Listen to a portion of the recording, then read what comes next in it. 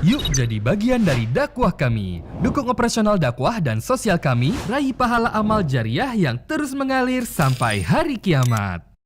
Alhamdulillah, tidak pernah berhenti kita memuji dan memuja Allah dengan penuh keyakinan kalau Allah subhanahu wa ta'ala sekarang sedang melihat kita karena dia maha melihat, mendengar kita karena dia maha mendengar, dan dia pasti benar dengan janji-janjinya. Semua orang yang bersyukur, berterima kasih padanya, pasti dia akan tambah. Dan siapapun yang kufur, maka siksanya sangat pedih. Kekal dalam surah Ibrahim, la in syakartum la azidannakum, wa la in kafartum inna azabi lasyadid. Maka kita selalu mengucapkan dengan lidah kita, dengan lisan kita, puji dan puja kehadirat Allah subhanahu wa ta'ala, dengan tujuan menanamkan keyakinan lebih dalam hati kita, dan juga yakin dengan janji bahwasanya orang yang berzikir kepada Allah akan diberikan balasan pahala olehnya tentunya. Selanjutnya kita panjatkan salam hormat kita kepada orang yang telah mengajarkan kepada kita Islam ini dan telah tertutup risalah langit, tidak ada lagi Nabi dan Rasul setelahnya. Manusia yang mengajak kita dan memperkenalkan tentang siapa Allah dan juga mengimani semua Nabi-Nabi dan Rasul yang sudah diutus sebelum beliau. Dan mengucapkan salam hormat kepadanya dijadikan ibadah oleh Allah subhanahu wa ta'ala, maka kita pun mengejar apa yang sudah Allah janji dengan mengucapkan salam kepada beliau sallallahu alaihi wa ala alihi wa sahbihi wasallam. Pada malam ini seperti biasa di Rabu ketiga kita ada inspirasi hijrah, dan hari ini kita akan mendengarkan kisah seorang muallaf saudara kita, bagaimana kisah beliau dari biografi seperti biasanya. Kemudian kisah sebelum masuk Islam, bagaimana hidayah datang, kemudian beliau masuk Islam, dan kemudian ditutup tentunya dengan bagaimana cara beliau bisa beristiqamah, berpegang pada Islam ini sehingga tidak murtad lagi dan tidak goyah juga secara keimanan, dan bagaimana juga upaya-upaya untuk bisa menyampaikan agama yang benar ini kepada orang-orang terdekat dari sanak kerabat ataupun lingkungannya. Dan insya Allah kita berharap dari kisah-kisah seperti ini bisa lebih menambah iman kita dan juga lebih meyakinkan bagi teman-teman yang belum menganut agama Islam kalau apa yang diajarkan oleh agama Islam adalah benar. Terlebih lagi orang-orang memang yang dasarnya seagama dengan beliau sebelum masuk Islam. Kita akan kenal lebih jauh insya Allah tamu kita. Fadlal, antum mungkin kenalkan nama dulu dan asalnya, umur. Fadlal. Assalamualaikum warahmatullahi wabarakatuh. Waalaikumsalam warahmatullahi wabarakatuh. Langsung saja saja. Pertama emang agak nervous nih, nggak pernah ngomong banyak sini. Nama saya Dani Agus Suhansa. Alhamdulillah sekarang umur ana udah 44 tahun. Asal dari Jawa Timur, Arema. Malang Ustaz. Masya Allah. Gitu. Sudah berkeluarga ya? Alhamdulillah. Masya Allah. Ada anak-anak? Alhamdulillah. Masya Allah. Berapa orang? 6. 6. Masya Allah. Kalau berapa istri nggak usah ditanya ya. Biasanya kalau 6 itu masih 1 ya? Alhamdulillah. Ya. Kalau sudah lebih dari itu mungkin baru bisa ada 2 sumber atau 3 sumber ya. Baik, mungkin teman-teman di sini mau lebih tahu pada ini tentang masalah bagaimana kisah antum sebelumnya. Karena kita dengarnya ini antum seorang muallaf. Ya. Dulunya agama apa sebelumnya? Saya nggak mau template kayak yang lain-lainnya, kan kebanyakan kan yang ngomong, maaf ini saya bisa ngomong santai ya biar saya nggak tegang juga. Kebanyakan kan emang banyak ngomong saya lahir dengan yang sangat ini nggak juga. Kalau kebetulan memang saya terlahir emang dari keluarga Kristen. Dibilang saya dididik dengan sangat keras, enggak juga sebenarnya. Tapi memang kebetulan saya dari 4 bersaudara itu yang memang paling aktif dari kecil. Kalau mungkin di sini ada teman-teman dari alumni yang dulu dari mulai sekolah minggu itu memang saya aktif gitu loh. Dulu kalau saya itu memang setiap Natal itu pasti akan nyanyi ke gereja-gereja ini, gereja situ, gereja sini, gereja situ. Jadi memang pada dasarnya dari kecil memang aktif di gereja. Berarti seorang aktivis gereja gitu ya? Sampai akhirnya mulai menginjak dewasa, remaja, sampai akhirnya emang saya bergelut di dunia musik, memang fokusnya di gereja. Seperti itu, Ustaz. Berarti keluarga semua dalam memang beragama Nasrani atau sebelumnya Muslim, seperti apa nih cerita keluarganya? Jadi kalau keluarga saya ini emang dibilang nanu-nanu, Ustaz. Dulu saya berpikir memang saya itu lahir besar dari keluarga Nasrani. Tapi begitu pas saya mendapatkan hidayah, saya mualaf waktu itu, ya saya cari dong nasab keluarga saya ini Kristennya dari mana aja. Ternyata yang mentok di cuman ibu saya sama bapak saya. Dan kebetulan keluarga dari bapak saya, dari ibu juga semuanya Muslim. Semuanya. Nah ternyata Berarti mulai sejarah Kristen ini di ayah sama ibu? Ya. Orang tua ayah dan ibu ini Muslim? Lebih tepatnya startnya dari ibu. Ibu ketemu bapak, bapak nyebrang kan. Itu gara-gara drama Korea mungkin saat itu. Oh gitu. Ketandung sama ibu kan. Ini kenapa saya tanya, Pak Dhani, karena di sini ada beberapa mu'alaf juga tamu kita dulu. Ya. Hampir begitu. Pada saat ditanya, ternyata mereka memang dari keluarga Muslim juga tadinya.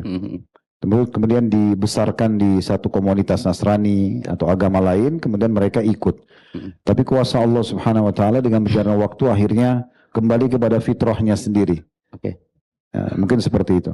Jadi mungkin dari sejarah keluarga, kalau memang kakek-kakek tadinya Muslim, ada gambaran seperti apa kedua orang tua ini sampai akhirnya pindah agama? Jadi lebih tepatnya gini. Ini supaya teman-teman bisa ambil pelajaran ya. Karena tadinya kan dari keluarga Muslim, terus jadi Nasrani, sekarang antum anaknya jadi Muslim lagi kan gitu? Ya. Jadi setelah saya menginvestigasi keluarga, maksudnya silsilah dari, karena gini, dulu saya sempat protes sama ibu saya gitu kan. Karena kebetulan nama bapak saya itu alhamdulillah sampai sekarang masih nama Muslim, Soleh Zakaria gitu loh. Karena nggak pernah tahu orang Nasaro kasih nama anaknya Soleh Zakaria gitu loh.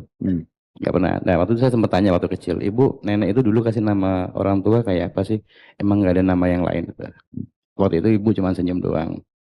Nah berjalannya waktu, ya karena saya berpikir ya udahlah, emang kami lahir, emang saya pribadi lahir dari keluarga Kristen, ya jalanin seperti itu. Singkat cerita pas ketika mualaf itu, ketika saya dapat hidayah, terus saya memutuskan akhirnya saya bersyahadat segala macam, saya getolkan jari gitu kan, jadi oh jadi memang dari nenek kakek saya ini ternyata ibu saya memang dari kecil diambil dari keluarga pendeta gitu loh. Dan itu nurunlah ke, artinya orang tua ibu yang nitipin ke keluarga pendeta itu memang keluarga mampu. Oh, jadi tadinya orang tua ibu ini Muslim Semuanya. Kemudian menitipkan ibu di keluarga pendeta gitu. Ya, itu tumbuh besarlah ibu dengan agama Nasrani gitu, pindah agama karena dari kecil. Benar. Oke. Terus? Nah, disitulah ketemulah mungkin bapak ya kan, bapak. Kebetulan yang jadi bapak angkat atau tempat ibu dibesarkan ini memang pendeta. Iya. Oh gitu. Emang pendeta. Jadi yang selama ini saya anggap pakai nenek saya, emang selama ini pendeta gitu loh. Dan memang kebetulan itu di Surabaya, karena ibu Surabaya, itu emang di kampung itu keluarga yang paling ada waktu itu. Tapi ibu tahu orang tua yang sebenarnya? Tahu, Ustaz, tahu. Dan memang mereka ini baik hubungannya. Masih kontak-kontakan? Kontak terus, Ustaz. Posisi orang tua ibu nggak apa-apa dengan ibu mestinya berbeda agama? Enggak. Terus habis itu akhirnya ibu aktif di agama Kristen.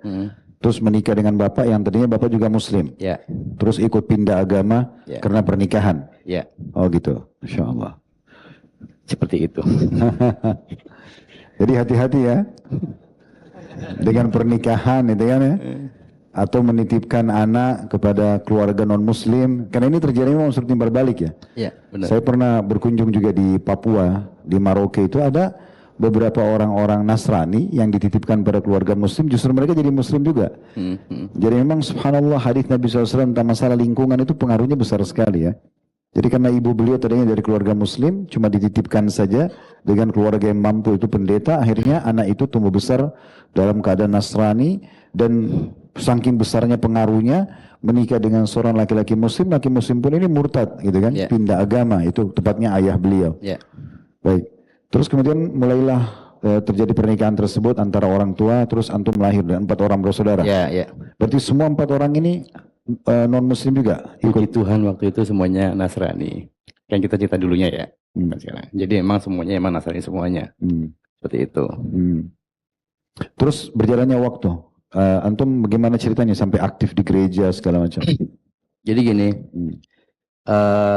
emang dari 4 bersaudara ini kan yang memang dari kecil aktif di gereja kan emang saya, Ustadz. Tadi kan saya bilang kan emang dari mulai sekolah minggu emang aktif dan emang dulu suka nyanyi, ya kan. Jadi pasti duet itu panggilan ke gereja-gereja setiap Natal itu pasti udah langganan. Mulai beranjak itu mulai SD, SMP, SMA. Nah mulai saya menggeluti fokus ke musik itu ya dari mulai SMA itu. Nah dari situlah beranjak dan emang ketika saya ngerasa emang oh ya saya sangat cinta sama dunia musik.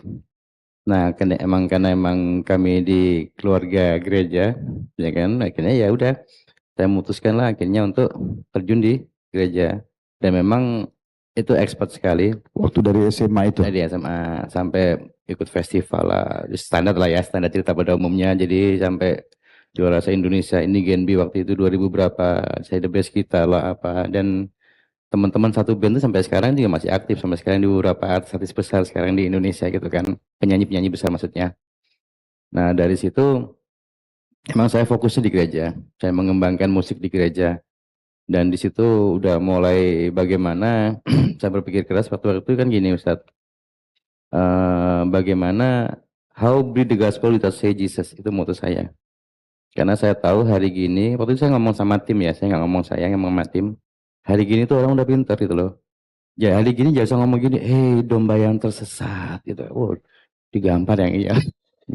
Jadi saya berpikir keras sama teman-teman waktu itu ya, bagaimana kita bisa nyebarin spread of Bible atau kita bicara tentang Isa waktu itu, tapi nggak boleh nyebut merek gitu loh. Nah karena emang kita itu terselubung. Makanya karena emang kita ini emang kebetulan punya modal cuma musik, dan emang kita emang spesialisnya di situ ya. Saya bersama tim waktu itu kita bicara bagaimana ya kita bisa jangkau mereka ya dengan cara seperti ini ya melalui musik. Musiknya mau nggak mau kita rubah. Artinya pada saat mulai aktif di gereja itu juga terfikir untuk memurtadkan orang, kita masukkan dan memang, ke agama Kristen. Ya emang gini loh pada dasarnya kalau kita bicara ketika waktu pas saya masih di sebelah dulu di Nasaro dulu, ya memang selain emang mencari jamaah, kita bicara secara benefitnya waktu itu ya mau nggak mau dakwah untuk mencakup memperluas jangkauan. Yang kedua di sisi yang lain program kita ialah bagaimana kita bisa menyelamatkan domba-domba yang kesasarin lah, maksudnya kan bacanya gitu kan, bukan tersesat kesasar. Nah itu. Nah tunggu dulu sebelum jauh, tadi waktu saya tanya antum 4 orang bersaudara waktu itu agama Nasrani, antum sempat bilang puji Tuhan. Ini maksudnya masih menggunakan bahasa ini atau maksudnya mengingat masa dulu? Ana bilang ini bicara waktu itu. Oh ya. Jadi antum jangan salah paham ya. Bukan alhamdulillah, bukan puji Tuhan. Karena bukan bilang alhamdulillah ini. Momennya kan masih di keluarga Nasaro, Ustaz. Iya. Jadi supaya nggak salah paham. Ini soalnya live diikuti satu Indonesia nih. Jadi jangan orang pikir antum masih membawa masa-masa itu kan. Ya, jadi bukan memuji Allah dalam arti kata dengan apa yang kita fahami ya. Jadi tetap beliau alhamdulillah sudah malam supaya nanti kita dengar sebab hidayahnya. Baik, setelah itu akhirnya mulai terjun ke musik dan berpikir membuat satu tim untuk bagaimana menyebarkan agama Nasrani tapi tidak menyebut-nyebut Bible dan Yesus dan gitu-gitu ya. Oke, terus gimana langkah-langkahnya apa saja? Seperti apa yang dilakukan? Jadi kita berpikir bagaimana ya bisa, karena kan fokus kita kan emang ke youth ya, anak-anak muda. Jadi ya mereka sekarang ini demennya ya musik, ya kita fokusnya ke musik. Dan bagaimana musiknya gitu ya, kita mau nggak mau harus rubah musiknya. Kalau misal waktu itu arenya orang masih suka alternatif, mungkin ada yang suka Foo Fighter, musiknya saya rubah Foo Fighter banget. Ada yang suka Offspring, musiknya saya rubah Offspring banget. Berarti lagu gereja sebenarnya, lagu gereja balutanya musik seperti itu. Nah, misal lagi suka EDM waktu itu yang ajuk-ajuk. Lagu gereja yang dikemas dengan lagu-lagu yang lagi tenar di saat itu. Ya, itu seperti itu ceritanya. Ya, kalau antum pakai istilah tadi tidak semua paham soalnya. Kalau yang angkatan ini pasti sebagian ini banyak yang tahu ini. Anak yakin Ustaz. Nah, satu itu. Singkat cerita, dari konsep itu kan kita ngobrol sama tim semuanya ya. Ini waktu masih di Ini kampung. tim sukarela atau memang dibentuk oleh gereja nih? Oh enggak, jadi emang kita itu kan ketika kita bicara kalau maksudnya era secara sistem gereja kan kita ini pemain musik kan emang sukarela. Ya kita itu bahasanya gini, bahasa waktu itu Ustadz, ini biar nggak salah tafsir lagi. Jadi emang kita itu full pelayanan beneran Ustadz. Jadi kita memang bener-bener pelayanan. Jadi ya mau di mana aja, mau di kandang bebek juga kandangannya juga, oke, aduh waktu itu kan maksudnya gitu kan. Ya hajar aja Yang pokoknya. penting nyebarin agama gitu ya? Ya intinya itu, intinya kita bisa bawa jemaat baru bahasanya gitu, bawa jemaat baru, Tapi bawa pada saat bawa jemaat baru nggak dapat benefit dunia, nggak dibayar. ya ada istilahnya beda lah, ada tetap ada lah, tetap ada. Cuman emang kalau saya pribadi fokusnya nggak di situ gitu loh. Karena emang mungkin ada sebagian yang memang mengambil sistem ini untuk menjadi benefitnya dia. Berarti program untuk menarik anak-anak muda non Nasrani ini kepada agama Nasrani tadi, program untuk menarik mereka dengan musik misalnya, itu inisiatif antum sama teman-teman tim ini? Ya kita lah, saya nggak bilang saya, tapi kita. Karena Sebelum jauh kita bahas itu, di waktu aktif di gereja, ada program-program lain enggak kira-kira untuk mengajak umat Islam masuk ke agama Nasrani? Selain tadi kan ini musik nih salah satunya. Ada program yang lain dalam misi kristenisasi? Ya sebenarnya kalau di gereja itu sebenarnya pada umumnya ya, karena gini Ustadz, kita bicara realita faktanya ya.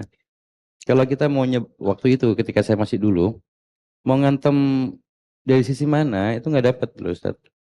Kita bicara masalah-masalah bicara masalah ketuhanan gitu ya. Kalau kita ngomong masalah Almighty Sang Pencipta, kita fight di situ, tetap kalah Ustadz loh. Mau ngomong apa? Dibalikin, udah nggak usah banyak ngomong. Kamu aja 3 bingung banget itu. Jadi 1 gitu kan. Ya kita bicara masalah Trinitas misalnya itu kan. Artinya kalau dialog dengan Muslim di keketuhanan kalah. Susah. Gitu. Mau dari segi apa aja. Karena dan itu, Trinitas sama Esa gitu susah ya? Ya, jadi dan kita itu emang jadi gini. Bagaimana dulu itu berpikirnya ya. Kalau kita bicara secara data, secara fakta, secara akademis itu emang nggak pernah ketemu. Bukan nggak pernah ketemu, kita nggak pernah dapat celahnya gitu loh Ustadz. Karena kenapa saya bilang seperti ini, ketika pas dulu kan kita itu sering pelayanan kemana-mana ya, pelayanan ke sini lah, pelayanan ke sana, satu tim pasti, tim musik plus pendetanya, tim musik plus pendetanya, dari mulai pelosok, dari Banyuwangi sampai udah kemana-mana lah. Berarti luar biasa tuh hikmah pendapat ulama tentang pengharaman musik ya. Karena ternyata program kristenisasi yang lebih banyak fokus itu di musik gitu ya. Ya.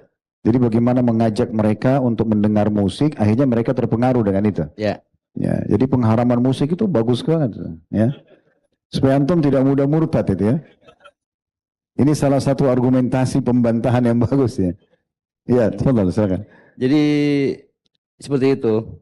Makanya kenapa melalui musik. Nah, banyak kan misal kayak saya lagi ngobrol sama teman-teman. Makanya pas ketika Hidayah itu datang sama saya Ustaz. Makanya kalau kita bicara musik nih, ada sebagian ulama bilang musik itu haram. Ada sebagian ulama bilang musik itu ya, gak masalah selama itu muatannya positif. Kebetulan emang saya pribadi memutuskan yang ke Haram. Kebetulan juga saya kan emang kan penggiat musik Ustaz. Jadi sedikit banyak emang saya bisa menjabarkan secara detailnya mana haramnya, mana ininya. Kenapa bisa antum memilih pendapat yang haram? Apakah hanya murni dalil atau karena antum seorang musisi dan tahu ada sisi negatifnya di situ? Contoh seperti ini. Saya bicara sebagai orang awam nih sekarang. Saya nggak ngomong masalah hadis ini, hadis itu tentang musik itu seperti ini. Di gereja itu emang ketika gereja yang mazhabnya Protestan ini itu memang kan emang karena gini kalau mu'alaf bisa begini. Jadi masih emang bisa campur baur. Beberapa gereja itu emang kebetulan kan saya kan emang kan aktif ya Ustaz. Jadi emang ada sebagian gereja juga anti sama musik Ustaz. Jangan salah Ustaz. Ada gereja itu yang emang nggak mau dengar musik, nggak mau. Kenapa? Haram menurut mereka? Buat mereka Bukan haram. Saya tuh masih sekarang itu ingat banget. Saya masih waktu itu masih SMA ya waktu itu. Saya ingat banget waktu itu pelayanan di gereja mana gitu ya sama teman-teman. Karena memang musik kita tuh rock banget ya kan. Itu pendetanya keluar tuh gembala sidang pimpinan gereja. Saya disuruh stop, stop. Itu kalau ayam mau bertelur tuh nggak jadi bertelur gara-gara dengerin musik kalian kata gitu kan. Itu sampai sekarang itu saya nggak Oh pernah lupa. mungkin karena dia pribadi nggak suka rock. Tapi memang dasarnya di gereja itu memang nggak boleh ada musik Ustaz. Apa keyakinannya? Apakah nama itu tidak boleh dalam keyakinan Karena mereka? buat mereka tuh musik itu nggak suci, nggak kudus. Hmm. Kalau bahasa mereka, ya mungkin kalau kita samakan dengan kita sekarang, ya memang ada beberapa gereja yang menganggap bahwa musik itu haram. Oh. Cuman mayoritasnya, ya memang musik itu ya berjalan sampai sekarang kita lihat kan, seperti itu. Oke, dalam penggunaan musik itu. Nah, musik Apa- itu Apa gini. saja tadi? Jadi dalam gereja itu kan kalau kita ambil yang sisi hampir 80% sekarang gereja semuanya itu kan pakai musik. Hmm. Karena putaran musik itu, presentasi musik itu di 70% itu emang musik. 30% sisanya ya dakwanya segala macam itu. Nah, musik itu di gereja itu dibagi dua. Ada praise and worship. Lagu praise itu lagu cepat, lagu worship lagu pelan. Jadi kita itu memang kita ngatur banget Ustadz. Jadi contoh lagu worship itu, lagu cepat bagaimana kita bisa mengambil atensinya mereka ini. Ya dengan cara seperti tadi, musik kita rubah dengan yang tren sekarang. Oh mereka seneng dong. Oh iya ini musiknya keren, enak juga ya, enak juga ya. Udah mulai poin satu kena tuh, enak juga. Nah masuk dong, mereka pasti aware dong. Walaupun mereka nggak ngerti artinya gitu kan? Biarpun mereka nggak tahu itu lagu siapa. Jadi kalau pas dulu pas zaman kita pelayanan, kita bikin musiknya sedemikian rupa, kita bilang sama teamwork, ajak teman kampus, teman sekolah, teman nongkrong, siapapun tuh yang non Nasrani. Sebenarnya sih kita nggak ngerujuknya ke Islam atau ke teman-teman saudara-saudara Muslim enggak. Cuman qadarulahnya yang datang itu hampir 90% itu mereka teman-teman dari Muslim. Karena mayoritas Indonesia kan Muslim.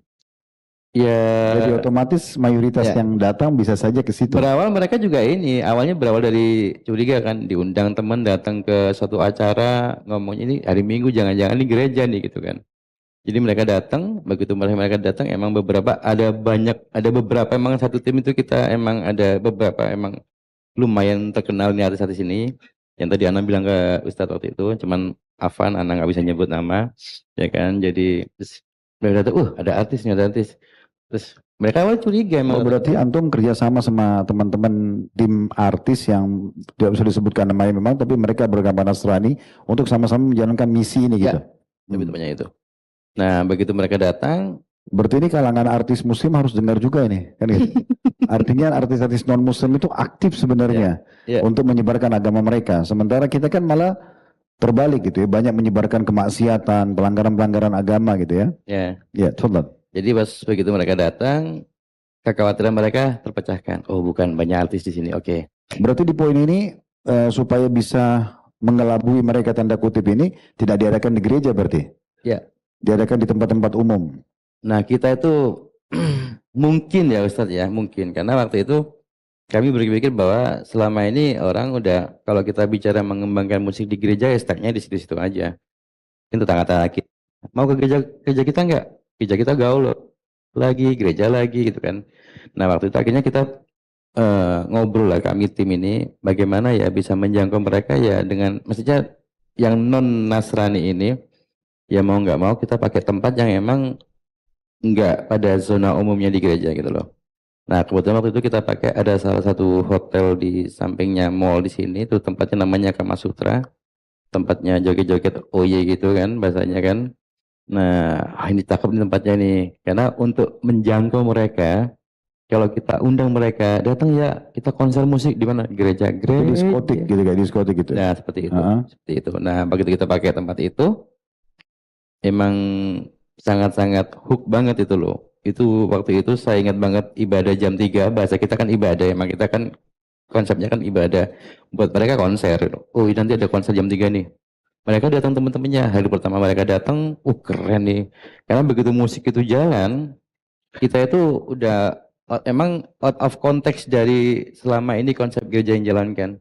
Jadi begitu mungkin di sini ada teman-teman atau saudara-saudara yang di sini yang dulu mualaf itu sekarang ini kan Bisa gereja kan cuma datang, datang nyanyi, tepuk tangan, nyanyi, musiknya jalan. Itu kalau waktu itu kita enggak. Begitu musik The Duel, itu ada street dance-nya, ada parkour-nya, ada Lengkap lah satu paket, lengkap. satu Udah paket ada yang Sultan lompat gitu sini, ya. lompat sana segala macam. Jadi begitu mereka datang kaget juga kan? Jadi mau memurtadkan orang pakai musik di diskotik.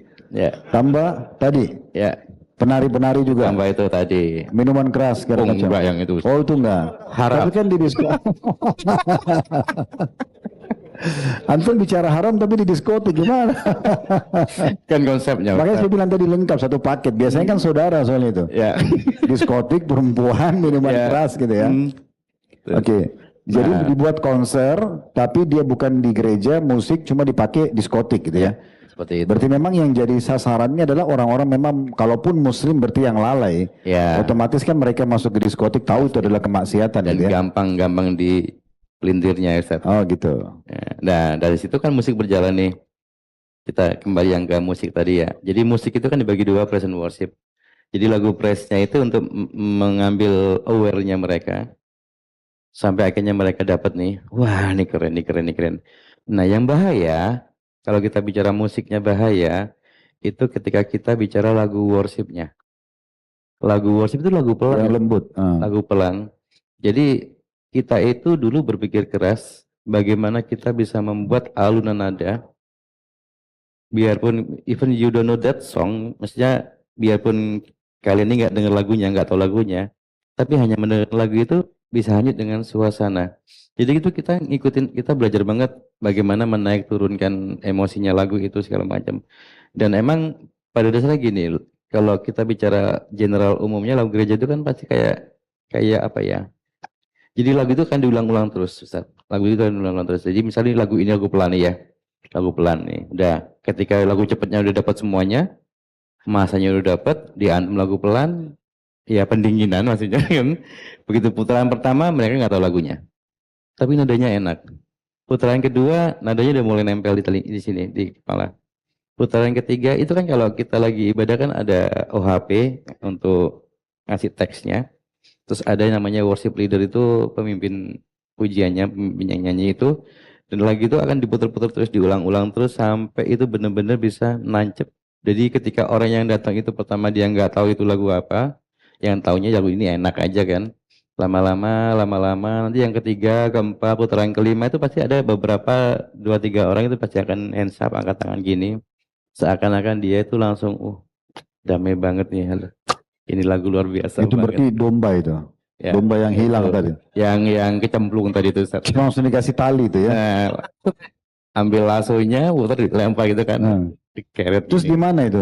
Di follow up di mana? Nah, biasanya yang setelah hal-hal itu kan kita bisa tahu nih misalnya beberapa yang datang itu 1 atau 2, 3 orang. Nanti pasti akan ada follow up-nya.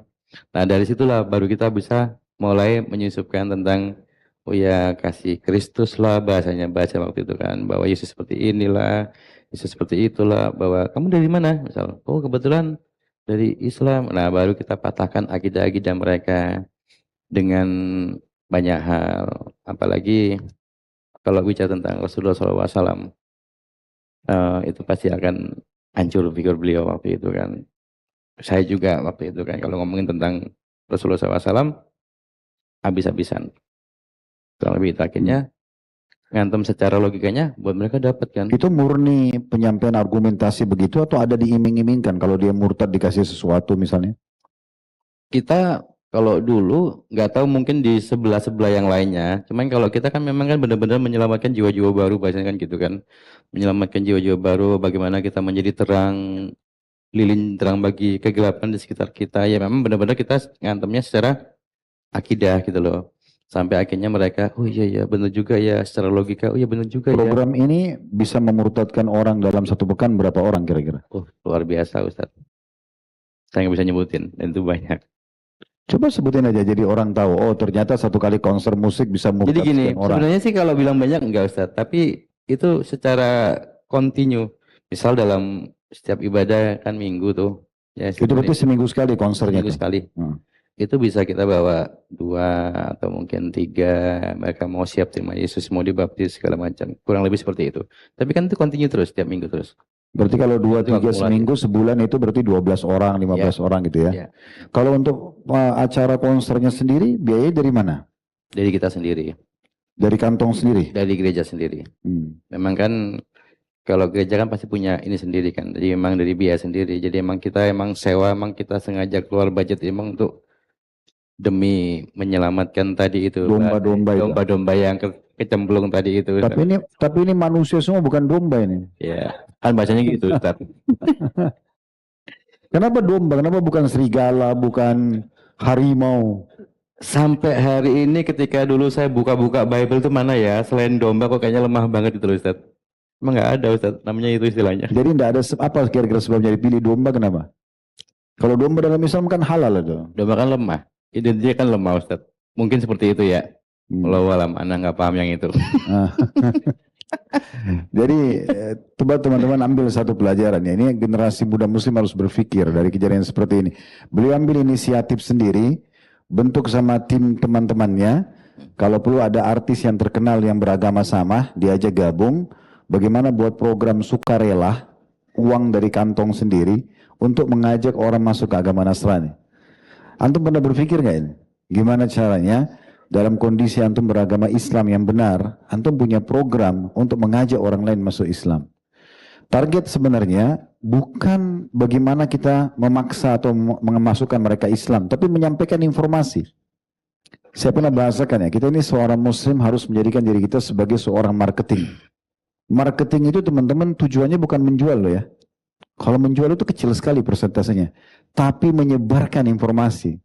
Itu marketing yang benar tuh. Ya kalau ada teman-teman marketing sini, kalau persepsinya bukan begini, perbaikin dulu ya. Karena kalau antum bawa produk, target antum jual, makanya nanti antum akan capek presentasi ke satu orang, yang penting laku dulu. Itu jadi lama, produknya paling satu hari 1, 2 laku. Tapi kalau antum targetnya sebar informasi sebanyak mungkin nanti ada yang nyantol dari sekian ribu informasi antum kirim itu ke media segala macam, lebih banyak orang yang beli produk gitu ya. Nah kita ini harusnya sebarin saja.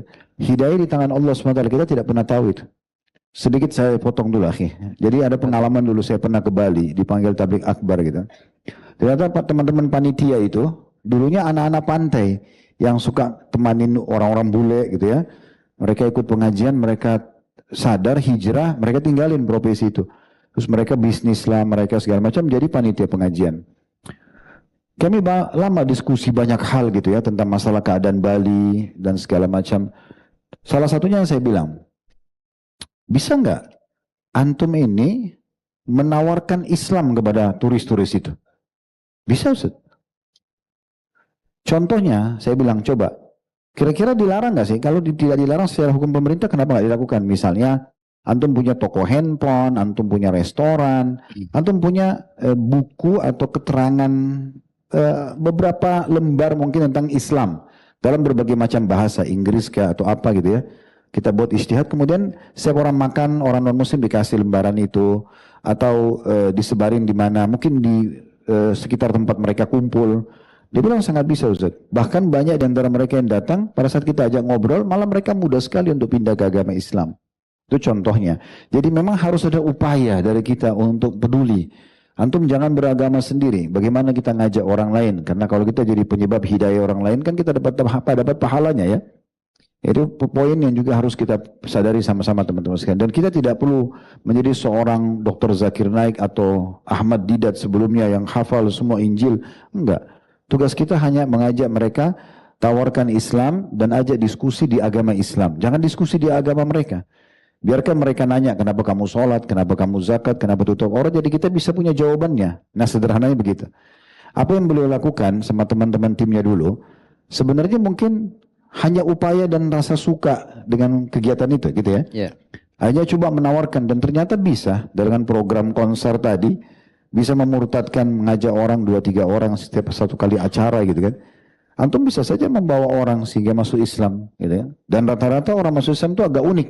Di antara nanti antum dengar bagaimana kisah beliau masuk Islam itu, hampir rata-rata yang masuk Islam, ya kita bicara melalui tangan kami saja ya, itu unik-unik gitu, unik-unik. Yang dengarkan azan, yang baca Qul Huwallahu Ahad, yang melihat jilbab, yang melihat ada muslim setiap 5 waktu sholat pergi ke masjid, itu yang tiba-tiba menyentuh dia. Akhirnya mau masuk Islam, ya seperti itulah. Oke, kita kembali. Jadi sekarang setelah berjalanlah antum jalankan berapa tahun itu? Padahal ini antum berjalan dengan program ini sama teman-teman, konser, terus ngajak orang pindah ke agama. Kira-kira berapa tahun? Lumayan juga Ustadz, karena itu terakhir kalau pas anak iseng update bahasanya kan, apakah masih tetap berjalan konsep seperti ini? Kayaknya masih berjalan. Waktu pas zamannya Ana itu juga kurang lebih ya hampir 2 tahun. Dari mulai pertama kali Ana datang ke pusatnya tempat gereja kita yang di Jakarta itu, waktu itu youthnya cuma 4 biji doang, kasihan banget ya itu. Barulah waktu itu kita kontak-kontak, kita bikin konsep seperti ini dalam waktu kurang lebih setahun itu. Ya nggak sampai setahun lah, konsep berjalan, kita pakai sewa tempat mahal, bayar mahal emang. Bukan kami sih, tapi gereja mewadahi semua itu dan mengeluarkan biaya semuanya, itu kami yang menjalankan konsepnya. Jadi kita bayar tempat itu segala macam, dan dari situlah langsung kayak yang datang itu multiply semuanya, itu langsung datang naik dan gede. Sampai akhirnya diusir sama pihak hotel karena memang mengganggu kenyamanan. Bayangin acara jam 3, konsernya jam 3, itu jam 12 tuh semuanya banyak banget. Sempat waktu itu banyak infotainment datang juga. Makanya mungkin agak sedikit, aduh ini mengganggu privasi tamu, nanti pindahlah akhirnya. Nah pindahlah waktu itu ke salah satu mall di Jakarta. Dan itu berjalan sampai sekarang. Kayaknya ya. Saya rasa mungkin ada poin juga teman-teman sekalian. Yang saya lihat masih kurang di masjid-masjid kita di Indonesia ini. Tidak semua masjid menyiapkan satu ruangan mungkin ya. Satu tempat untuk memperkenalkan Islam. Misalnya masjid ini, mereka teman-teman di sini menerima siapapun non-muslim yang mau nanya tentang Islam. Saya ingat dulu saya waktu ke Jepang atau di Tokyo, saya datang ke masjid yang paling besar. Mana masjid paling besar? Saya tanya teman-teman saya diantar. Dan itu lantai 2-nya masjid, lantai 1-nya itu memang kayak ruangan-ruangan kelas, dan setiap hari Jumat mereka buka peluang dan diiklankan resmi. Semua non-muslim boleh datang tanya tentang Islam. Jadi mereka datang belajar tentang Islam. Dan hampir negara-negara non-muslim yang kita minoritas itu banyak itu. Yang agak unik, kenapa kita di Indonesia yang kita mayoritas, kita tidak punya program itu. Sehingga sebenarnya kita berikan kesempatan mereka untuk banyak bertanya tentang Islam gitu ya. Kita tidak butuh ruangan besar. Jadi sekitar masjid mungkin yang kita bisa buat gitu. Oke, mungkin sedikit lebih dalam. Nanti habis ini kita azan langsung iqamah seperti biasa. Kita mungkin lebih kepada ini setelah antum aktif seperti itu. Kira-kira apa yang membuat? Ini kan seorang aktivis ya. Antum punya inisiatif sendiri, antum yang membentuk tim untuk mau mengajak orang masuk ke agama Nasrani. Tiba-tiba antum bisa beralih 180 derajat ke agama Islam ini, bisa nggak cerita ini? Gimana bisa transisi yang luar biasa ini? Ini 3 momen ini yang emang buat saya sampai sekarang itu, Masya Allah, Ustaz. Mungkin buat teman-teman di sini momen 3 ini biasa, tapi buat saya ini pertama kali saya ngerasa saya dipegang sama Allah, saya dipegang ketemu sama Allah. Jadi seperti biasa, momen pertama ini Ustaz, jadi ketika pas lagi getol-getolnya kita aktif di pelayanan itu, musik kita pikirkan bagaimana. Di saat yang bersamaan ketika saya lagi jalan nih Ustaz, lagi jalan aja di mana aja, lagi jalan naik motor kah, lagi bawa mobil lah. Setiap kali saya lihat gambar Ka'bah, di situ masih ada gambarnya orang tawaf tuh. Di saat yang bersamaan ketika saya lihat gambar Ka'bah dan orang tawaf itu air mata saya langsung jatuh. Dan saya nyadar Ustaz, ngapain dulu lihat ginian kok. Langsung maksudnya tanpa ada sebab, setiap lihat Ka'bah ya, dan selalu di mana aja, apapun itu, tanpa apapun. Jadi setiap Ka'bah di mana aja, mau di handphone kayak mau di TV, di jalan, banyak kan di travel umrah kan banyak tuh. Setiap lihat gambar Ka'bah dan orang tawaf pasti langsung ini air mata genang terus netes. Berarti kita perlu kasih saran nih semua yang punya travel haji umroh, gambar Ka'bah gede. Jangan lupa itu ya. Jadi ternyata beliau lihat gambar Ka'bah nangis. Jadi yang saya rasakan gereja gitu ya. Yang saya rasakan gini Ustaz, setiap kali saya lihat gambar Ka'bah dan orang tawaf itu saya kayak sedang minggat puluhan tahun. Terus saya kangen pengen pulang gitu loh Ustaz. Masya Allah. Itu perasaan yang saya rasakan di mana aja ketika saya lihat gambar Ka'bah. Pasti kayak gitu. Jadi kenapa sampai netes air mata itu, saya nyadar loh ngapain sih kok lihat gini. Tapi yang saya rasakan itu kuat banget, kayak saya sedang minggat puluhan tahun. Sekarang pengen pulang itu. poin satunya. Yang pertama kali antum lihat gambar Ka'bah itu tuh di mana? Apa? Travel haji Ini travel umroh? umroh waktu itu. Hmm. Travel umroh. Jadi pas lagi jalan gitu, Ustaz, lagi jalan terus lihat ada pas lagi macet waktu itu dari Jakarta kan lagi macet. Samping saya nih persis waktu itu. Saya liatin Ka'bah gitu kan, ada gambar Ka'bah terus udah begitu saya lihat tuh kayak dek itu loh perasaan saya Itu tahun berapa tuh? Itu 2014 2015 kalau nggak salah. 10 tahun yang lalu berarti ya? Ya. Pokoknya langsung begitu. Oke, itu momen yang pertama. Momen pertama. Hmm. Momen kedua, jadi ada beberapa, ya sampai sekarang artinya kan, ada beberapa masjid kan sebelum azan kan putar murotal tuh. Ya sebenarnya kalau buat saya aktivis gereja kan ya paham lah, itu bahasa Arab, pasti itu Al-Quran lah, itu kan. Yang diputar kan pasti itu kan. Lagi-lagi Ustaz, jadi ketika saya dengerin murotal itu, ya saya kan nggak tahu, ya saya tahu itu Al-Quran dibaca itu aja, bentuk MP3 mungkin apa. Lagi-lagi ketika saya dengerin murotal itu air mata juga netes lagi gitu loh. Jadi mendadak drakor saya ini. Dikit-dikit melo gitu kan. Ini apaan sih gitu loh. Tapi itu mendengar Al-Quran nangis itu baru kali itu. Sebelumnya enggak Ustaz. Sebelumnya dengar Quran biasa aja. Lah biasa aja Ustaz. Maksudnya kan emang hal yang biasa. Apalagi di kampung saya ini kan emang kan. Bahkan kadang-kadang masih ada suudzonnya ya. Nah, dengar itu. Quran mungkin suudzon. Ya. Pokoknya dengar murotal langsung di masjid ya. Karena emang saya nggak punya kan ngapain juga saya dulu. Tapi sebelum itu padahal tidak pernah berdoa sama Allah misalnya memang mau cari kebenaran atau nggak ada. Tiba-tiba aja lihat Ka'bah momen pertama sering nangis. Terus dengar tilawah, gitu juga nangis. Ya. Waktu pertama kali dengar tilawah yang tersentuh tuh di mana? Musola, di masjid. Di masjid juga, samping rumah. Oh, samping rumah. Samping rumah. Berarti rumah antum sebelah masjid. Yang di Jakarta kebetulan jaraknya sekitar ya 100 meteran. Cuman kan kenapa dengar karena toanya itu langsung ngarah ke rumah. Jadi, nah itu tambahan informasi ya. Jadi toanya itu harus menghadap kemana-mana. Langsung face to face Ustaz. Tapi tilawah, jangan teriak-teriak sembarangan di situ ya. Itu. Nah, oke, momen yang ketiga apa? Ya, momen ketiga ini yang paling luar biasa buat saya. Jadi gini, ini azan ceritanya. Rumah saya di Malang ini, kebetulan rumah saya itu nempel sama musola. Ya kan, jadi sebenarnya kalau bicara tentang semua yang berbau Islam, buat saya dari kecil sudah biasa. Apalagi dengar azan, udah kayak alarm Ustaz. Kan nempel rumah kami kan, jadi mulai subuh, zuhur, asar, maghrib, isya itu dewer suaranya gitu kan, dari kecil kan. Jadi tanpa harus menjadi seorang Muslim, ya saya hafal gitu loh. Secara 5 kali sehari saya dengarkan. Berarti boleh kita suruh antum azan sebentar nih. Kan musisi suaranya bagus berarti. Nggak semua musisi bisa nyanyi Ustaz. Nah satu itu. Terus siapa tahu lebih kena kalau azan gitu kan. Terus yang kedua kan saya kan emang kan telinga saya ini kan emang telinga musik, profesional musician. Jadi saya berpikir bahwa tanpa harus menjadi muslim saya bisa ngebedain Ustaz. Maaf sebelumnya, mana azan yang asal-asalan, ya kita harus terima faktanya seperti itu. Azan yang mana yang ngeresapin gitu. Iya kan, ada yang asal-asalan, terus ada yang apa ya, buat kalau bahasa saya waktu itu sember banget suaranya, udah gitu asal bunyi aja, itu maksudnya tanpa harus menjadi seorang muslim saya bisa tahu ini ngawur, ini enak, oh ini bener azannya. Ya kan, ditambah tapi kan lagi. lafadznya sama semua. Berarti sekarang yang dinilai adalah suaranya. Ini kita bicara nadanya. Okay. Karena kan profesional musiknya kan. Langsung itu benar loh dalam Islam. Karena yang pertama mimpi azan itu namanya Abdullah, sahabat Nabi.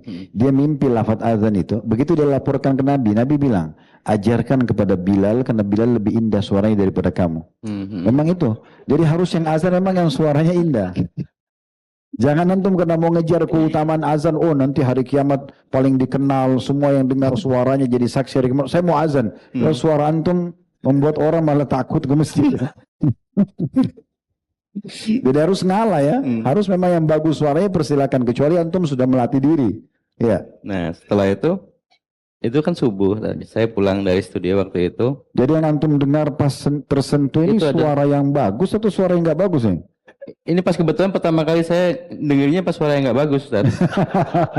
Emang bener, jadi awalnya kan saya pulang waktu itu inget banget pulang dari menjelang subuh. menjelang subuh. Ya biasa kan kalau anak-anak bandnya kan kategori bangsa vampir ya. Tidurnya kan kebalik nih.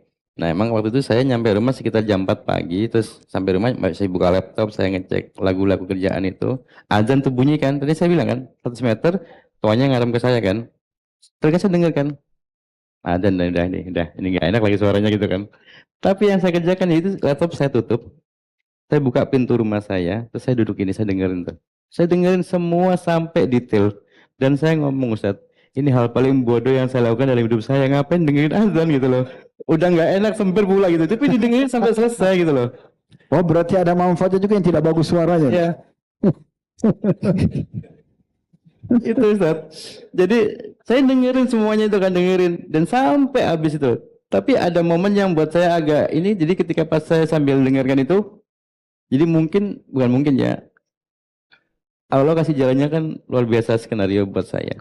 Pas adzan itu sembel atau apa, sama Allah mungkin itu telinga saya. Jadi kamu jangan koreksi itu nadanya jelek, tapi dengerin setiap lafaznya ini. Ya.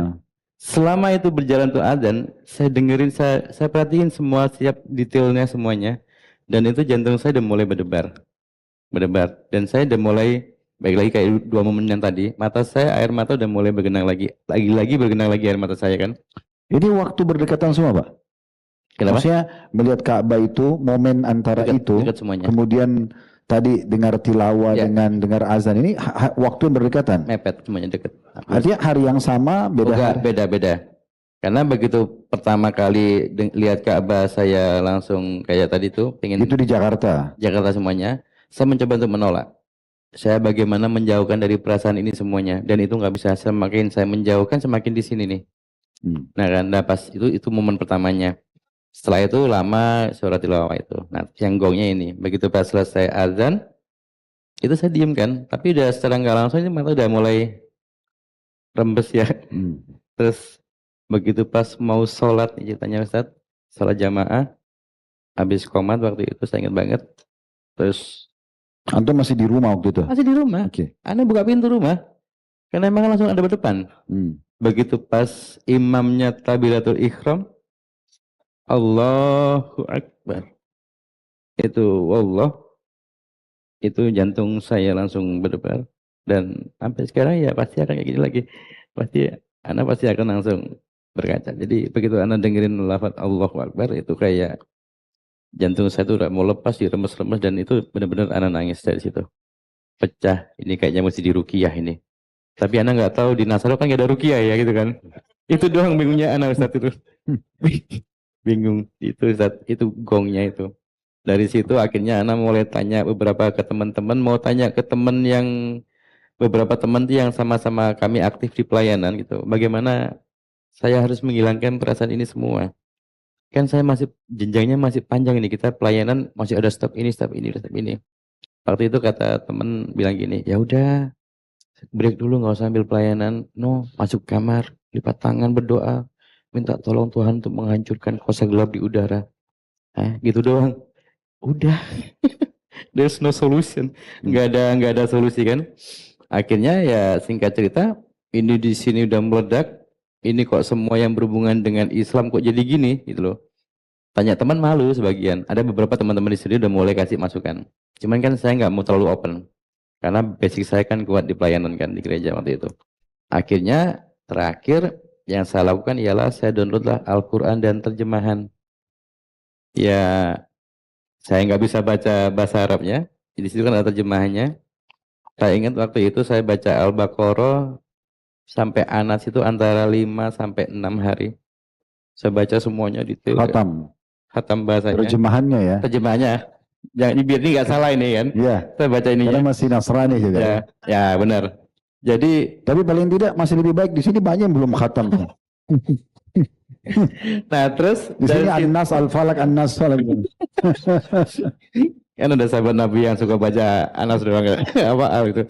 Nah dari situ Ustaz. Terus ketika pas saya baca itu, nah gini loh.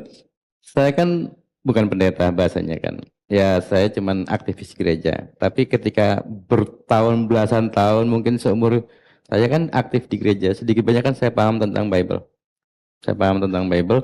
Jadi ada beberapa ayat itu kalau kita bicara, ada beberapa ayat itu di kitab kita bicara tentang perjanjian baru. Misalnya ada beberapa ayat ini Itu kalau saya tanya sama beberapa teman-teman yang senior, pasti mereka ambigu jawabnya. Begitu pas saya lagi baca terjemahnya ini, yang 5-6 hari ini selesai ini, kayak seakan-akan, yes apa ya, mentadaburi ya, versi saya sendiri Ustaz. Tapi kayak sama Allah itu diaren ke ayat-ayat semuanya yang sinkron sama Isa alaihi salam. Itu wow loh, selama ini saya itu kan, ya namanya dari kecil ya. Itu inget banget itu kayak kurang lebih 4 hari saya nangis kayak bayi, sengguk-sengguk segala macam. Saya cuma ngomong gini dong, selama ini saya dari kecil pelayanan sampai gede itu ternyata Afan, maksudnya ini saya nggak ngomong ajaran tentang Isa alaihi salam. Tapi selama ini saya tuh hidup dengan konsep apa yang gereja itu bangun gitu loh. Jadi selama ini saya mengerjakan apa yang gereja ajarkan, bukan yang Isa ajarkan gitu loh. Kebanyakan berantakan di situ saat benar sampai akhirnya waktu itu 4 hari saya nangis sesenggukan sendiri. Ya sampai akhirnya finalnya ya saya sadar sendiri waktu itu. Akhirnya syahadat sendiri. Syahadat sendiri. Gak ada yang pandu. Gak ada yang pandu. Berarti udah tahu syahadat waktu itu? Ya udah familiar dong Ustaz. Familiar banget, maksudnya kan saya baca ini kan. Kadang kan itu lihat YouTube gitu kan, di saat jeda-jedanya ketika saya lagi baca-baca itu, lagi pas pertama kali bacain Al-Baqarah sampai Anas itu kan ada, ketika pas berhenti saya diam buka YouTube tuh mulai. Saya boleh lihat tuh beberapa yang di luar-luar tuh yang syahadat-syahadat itu kan. Oh ngucapin asyhadu alla ilaha illallah segala macam itu kan. Akhirnya hari keempat itu udah itu kayak ada memang ada satu ayat, ada beberapa ayat nih. Jadi yang selama ini yang saya paham, bukan paham, saya paham beberapa ayat di Bible itu yang ini ngerujuk ke satu satu objek gitu ya, macam jadi satu figur gitu, satu figur besar. Tapi ketika saya bahas di bab ini, itu pasti nggak akan ada yang bisa, bukan nggak ada yang bisa jawab, tapi akan jawabnya kemana-mana. Ketika pas saya di sini waktu itu ingat banget ketemu di Al-Maidah 116. Itu bicara tentang Allah sama Isa alaihissalam kan. Tentang apakah kamu sama Maryam itu menyebut Tuhan bikin macam. Itu kejawab selama ini pertanyaan saya. Ada satu ayat di Bible itu kalau nggak salah di Matius 7 ayat 21-23. Ini dua ini matching buat saya gitu loh. Buat saya ini kayak nampol banget. Kenapa? Di Matius 7 21-23 ini bilang gini. Nanti di hari pengadilan, hari akhir, judgment day, itu akan kata Isa alaihissalam akan banyak orang datang kepadaku bahwa Tuhanku, ya Tuhanku, bukankah kami menyebut nama kami melakukan mujizat dengan namamu, kami menyembuhkan orang sakit dengan namamu, kami melakukan ini itu dengan namamu. Pertanyaan saya cuma simple. Mungkin kita sering lihat kan kayak orang-orang, mungkin teman-teman dari Nasain dulu kan, kayak misal kita lagi berdoa ngusir setan dalam nama Yesus, setan pergi segala macam. Pertanyaan saya cuma satu waktu itu. Saya nggak pernah tahu ada ustadz yang dalam nama Yesus, nggak pernah tahu, nggak pernah lihat kan. Jadi ayat ini skupnya ke kami sendiri waktu itu. Nah di ayat itu, ketika pas ayat itu Matius 7 21-23 itu, ketika ayat pertama bilang melakukan mujizat menggunakan nama bla bla bla bla, endingnya Isa alaihissalam bilang gini, hai nyala engkau dari hadapku pembuat kejahatan, aku nggak kenal engkau semuanya. Itu yang ngomong Isa sendiri, ngomong ke orang banyak tadi itu. Itu sampai dulu tuh buat saya tuh nempel banget itu ayat. Jadi ketika pas orang-orang hebat ini melakukan mujizat dengan nama Isa alaihissalam, terus ayat terakhirnya Isa ngomong, nyala engkau dari hadapanku, hei pembuat kejahatan, aku nggak kenal engkau semuanya. Lalu sini mereka ini siapa gitu loh. Nah kebacalah ketika pas saya bahasanya terjemahan itu lagi getol-getolnya bab Al-Maidah 116, saya stop di situ ketika hari penghakiman. Sampai waktu itu, ya ini versi saya, dengan keterbatasan ilmu waktu itu melogikakan.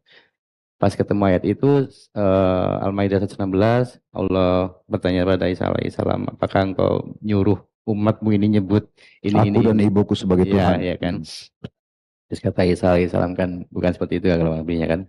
Nah waktu itu saya cuma mikirnya gini Ustadz, kalau gitu nanti di hari penghakiman nanti, di hari akhir cuma ada tinggal 2 kubunya Rasulullah SAW sama kubunya Isa alaihissalam. Ketika Allah tanya ke Rasulullah SAW, ya apa? Ya Muhammad ini gimana umat lo? Alhamdulillah ya Allah, tauhid. Begitu pas Allah nanya ke kengnya Isa, nah ini kita lagi nunggu Tuhan kita. Tuhan itu siapa? Nah ini lagi turun. Oh, datanglah Al-Maidah 116 itu. Stop di situ Ustaz. Pecah, saya nangis sejadi-jadinya. dari situ. Dari situ akhirnya ya udah, makanya tadi hari keempatnya akhirnya saya sadar sendiri ya emang semenjak dari itu gaspol saya Ustaz. Dan ini sebenarnya mungkin nggak kebetulan juga ya, karena pertama kali ini waktu itu lah 7-8 tahun yang lalu kan Ustaz, 2017 ya saya udah mulai 2016 Ustaz udah di sini kan. Waktu itu bahas kita Bulughul Maram waktu itu. Kajian pertama yang saya datang ya ke sini ya ke beliau. Itu setelah masuk Islam. Ya. Bukan menyamar kan waktu itu. Biasanya di depan sambil nyebarin brosur.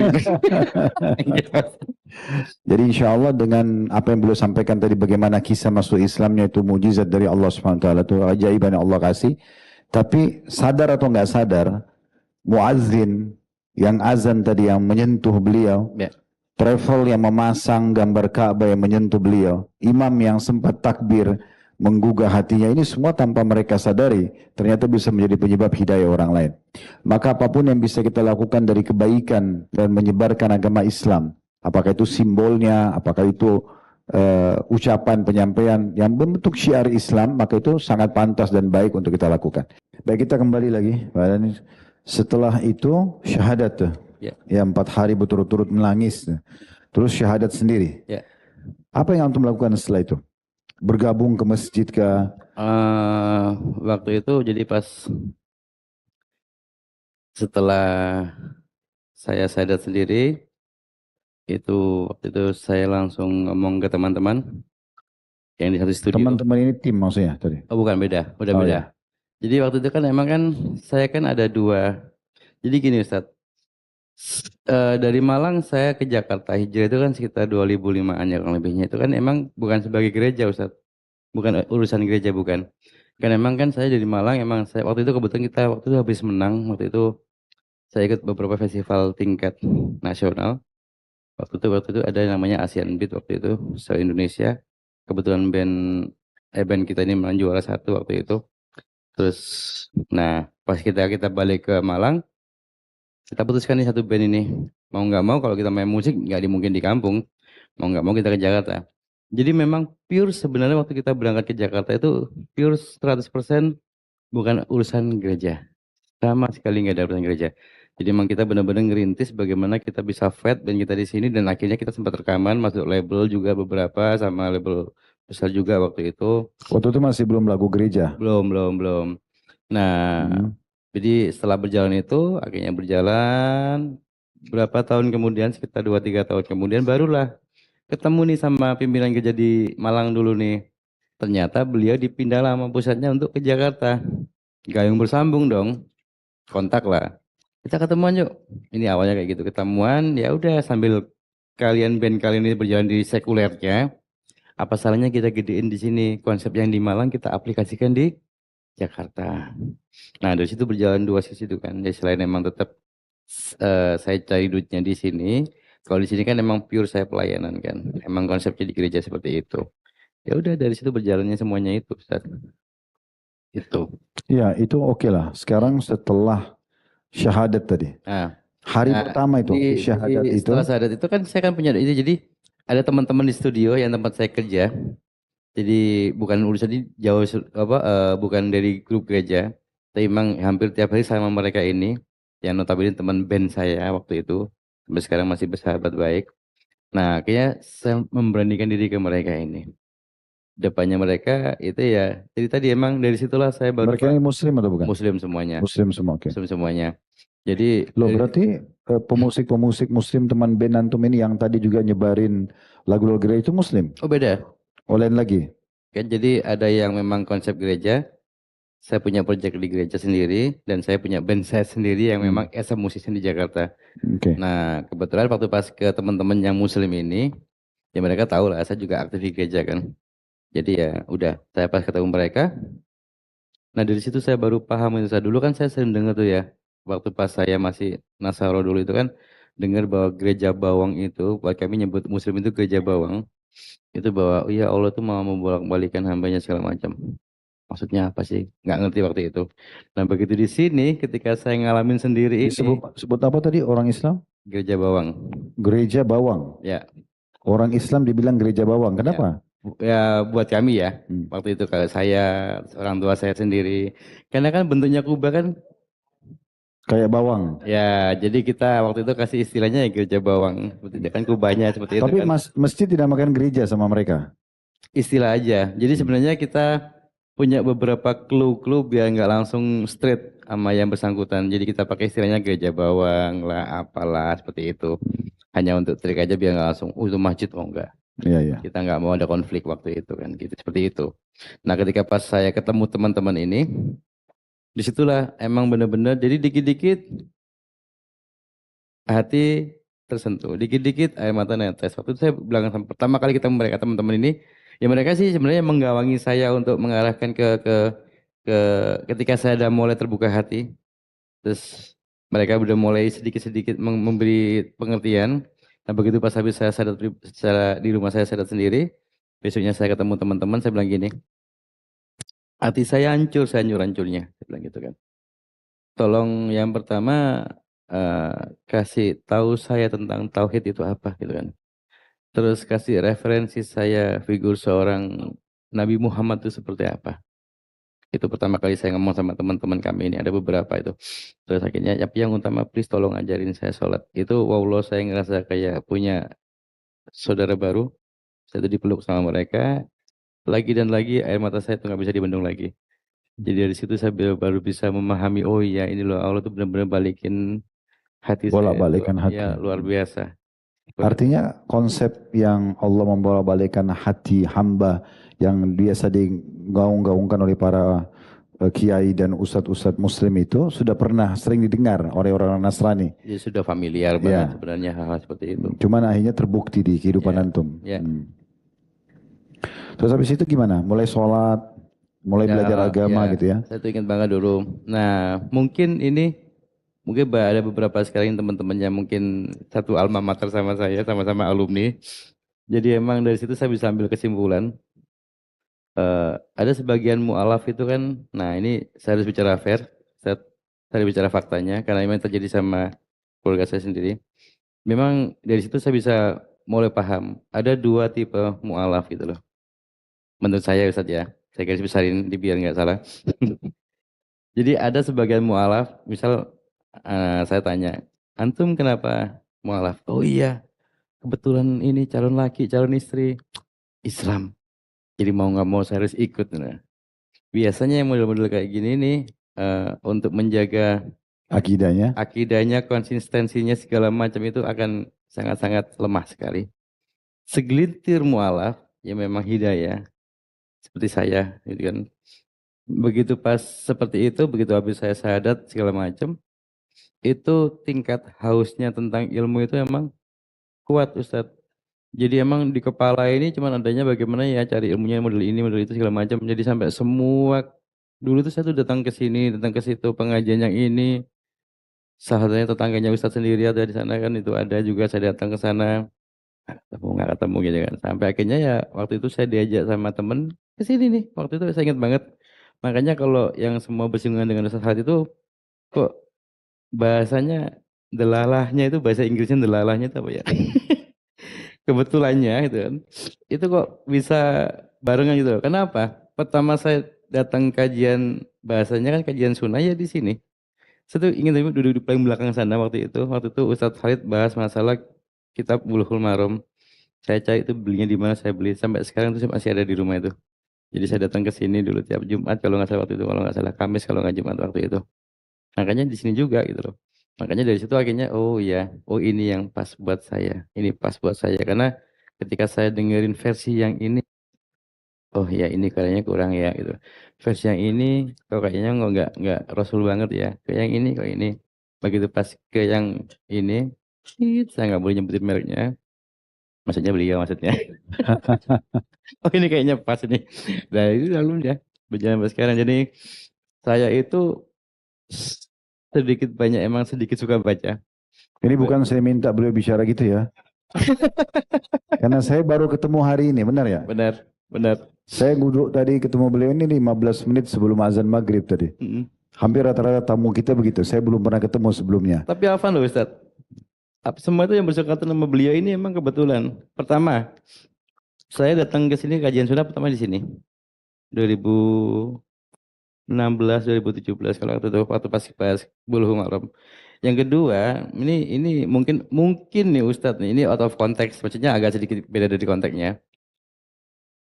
Saya ini kan setelah memutuskan gantung alat musik saya kan saya online. Saya jadi driver online. Pernah satu malam itu saya kecapean, lagi online kecapean, dan satu parkir persis depannya Atwat Resto. Itu subuh-subuh, saking lelahnya, beliau ini yang gedor kaca mobil saya. Motornya nggak bisa lewat. Itu wow. Begitu pas saya kebangun, waduh Ustaz. Ustaz naik motor waktu itu. Oh, saya tidak tahu itu. Jadi goncengan, karena pintu yang di tengah-tengah kali kan mobil saya, kayaknya ada yang gitu. Oh, ya, maaf ini mau lewat. Ustaz saya lagi ya. Kurang lebih seperti itu Ustaz. Masya Allah. Ya ala kulli hal. Jadi mulailah antum belajar Islam Ya. terus ya. Jadi tadi masuk Islam itu 2000 Kurang lebih yang pas syahadat itu. 14-15. 2014 10 tahun yang Dari lalu lah. situ gaspol udah. Semua saya rela ngeluarin buku ya sampai hitungan jutaan ya, maksudnya untuk semua buku, makanya di rumah itu alhamdulillah banyak buku tentang Untuk dipelajari. ya. Bagaimana dengan sekelnya teman-teman yang dulu itu? Begitu Yang tim itu? ya. Pasti seperti biasa template itu, begitu tahu bahwa saya langsung mualaf, saya Mereka muslim. tahu dari mana? Antum yang sampaikan atau? Pertama sempat hilang, anak langsung hilang. Begitu syahadat, untuk menjauh dulu. Memang lebih penting buat saya pribadi, nggak penting ngurusin yang ini, saya harus keluar dulu, nggak dulu. Saya belajar dulu di sini. Dan memang kebetulan memang apa ya, bedanya gini, yang saya rasakan Ustaz, ketika pertama kali saya habis syahadat, itu yang saya rasakan gini Ustaz, saya tuh nggak bisa mengungkapkan bagaimana bangganya saya, bahagianya saya, itu menjadi seorang muslim gitu loh.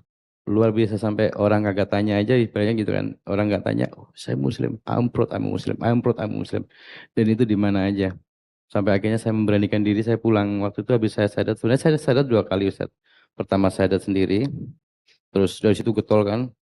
Pertama kali saya sholat saya dikasih sama teman buku, panduan sholat waktu itu. Ada gambarnya sujud, ruku segala macam. Jadi saya sambil berdiri, bukunya di sini tuh, saya sambil baca gini, ruku itu kan. Iya, kemana lagi? Terus di rumah sendiri waktu itu kan saya kan, jadi ya, tapi getol banget ingin belajar kan, maksudnya getol banget mengalahkan semuanya. Jadi ya sambil baca, sambil gini, oh ya ini ruku ya ini, ya bacanya ini, nah itu waktu itu. Nah dari situ, itu selama sempat berapa bulan kemudian, dan itu semua kajian tuh saya datang alhamdulillah. Emang ya apa ya, tingkat hausnya emang luar biasa Ustadz. Sampai akhirnya ketemulah waktu itu ulama besar, memang gak ada janjian, teman bilang, Mas, ini ada Ustadz ini lagi kajian di sini. Aduh, ini yang sering nonton TV itu ya? Ya, ngapain? Katanya mau syahadat di rumahnya Allah katanya. Nah, jadi saya tinggal tuh Ustadz, saya lari langsung datang ke masjid tersebut, dan emang luar biasa memang buat saya pribadi itu memang kalimat syahadat memang powerful sekali. Untuk yang kedua kalinya itu saya dapat nama beliau waktu itu, terus ditanyain waktu itu gini sama beliau, Dani, apa yang bikin kamu pengen jadi muslim? Ya emang dari hati Ustadz ya. Anak cuma bilang, Ustadz saya cuma pengen selamat dunia akhirat. That's it. Gak lagi dari situ. Itu kami jabatan tangan, udah ucapin saya, akhirnya ngucapin kalimat syahadat lagi. Untuk yang kedua kalinya memang itu tadi, saya nggak bisa nahan lagi. Saya itu bangganya, senangnya, pokoknya udah nangis lagi untuk yang kesekian kalinya lagi ngucapin syahadat. Setelah itu baru saya langsung ada duit berapa, saya beli buku ini, buku itu, sambil datang ke kajian ini, kajian ini, kajian ini gitu. Dan itu alhamdulillah sampai sekarang maksudnya berjalan terus, buku baca tetap. Kita kembali ke teman-teman tadi. Mereka akhirnya tahu. Akhirnya Terus tahu. habis setelah tahu gimana reaksinya? Dulu drummer saya itu kalau saya sebutin memang namanya terkenal banget di kalangan musisi untuk Jakarta ya. Itu kita ketemuan di Citos waktu itu di mall. Nah, ceweknya dia ini murtad. Dia harus pindah ke Nasrani karena dia tahu cowoknya ini berduit. Buat dia mungkin masa depannya cerah. Dia decide untuk melepas Islamnya, masuklah ikut sini dan ikut pelayanan aktif di gereja juga. Nah, ini ketemuan nih sama kita bertiga nih, karena emang kami yang paling dekat kan. Kok bisa gitu? Kok bisa kamu jadi kayak gini? Kok bisa gitu? Kok bisa kamu jadi malah nyemplung? Ini bukan lagi domba yang tersesat. Kamu domba yang kelempar ke Mars ini kayaknya kan. Ini udah nggak bisa balik lagi nih. Jadi gabung ke gereja Bawang tadi ya. Ya, terus akhirnya saya cuma bilang gini doang. Ini baru saya dengar soalnya nih. Masjid Sebenarnya banyak istilah Ustadz, banyak banget istilah. Udah jangan ditambah, nggak apa-apa. Oke. Jadi akhirnya belajar tadi lagi. Jadi pas dia tanya kenapa kok kamu jadi gini, saya cuma bilang gini, kalau kamu pengen tahu, saya bisa jelaskan. Karena buat saya Islam itu seperti ini. Dan ketika saya baca Quran itu, Al-Quran itu buat saya, Al-Quran itu matematika banget itu loh. Matematika sekali buat saya Al-Quran. Dan itu saya jelaskan ke beliau. Gini. Tapi ya dengan sebatas pengetahuan yang saya punya waktu itu. Begitu saya dengar, saya seperti ini, dia langsung paham kan. Karena emang kita start dari pelayanan yang sama. Ketika dari nol sampai jadi gede, kita saya sama beliau ini.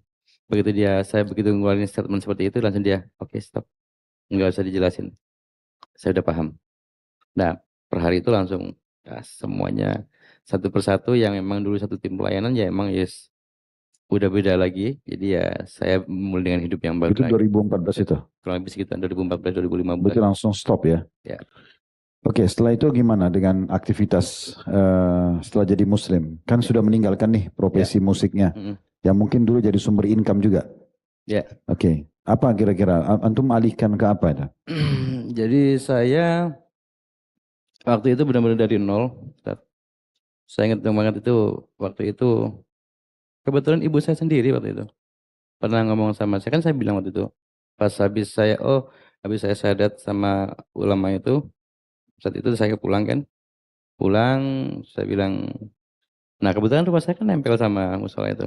Saya ingat banget waktu menjelang sholat subuh, saya lompat dari samping masuk ke musola itu yang notabene itu musola kenal saya dari kecil.